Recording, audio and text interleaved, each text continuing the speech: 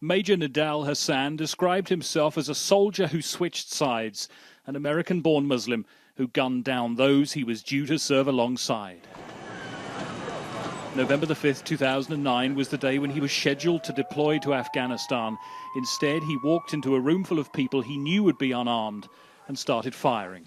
He chose service personnel and spared civilians. 13 people died, another 30 were injured before police shot Hasan himself. Prosecutors said he'd exercised a jihad duty, turning Fort Hood into his personal killing station.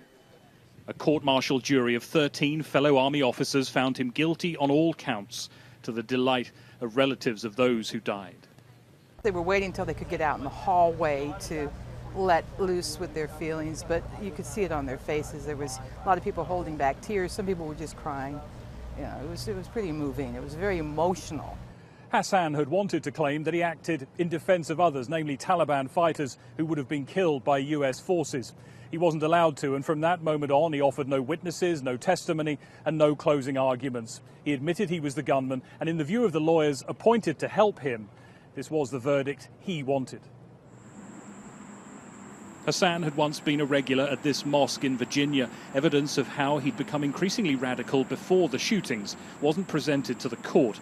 Relatives of his victims are angry it's not been classed as an act of terrorism. Even so, unanimous verdicts mean Hasan could now face the death penalty, something he said would make him a martyr, but would represent the American military handing down the ultimate justice to a man who was once one of their own. Greg Milam, Sky News, Fort Hood in Texas.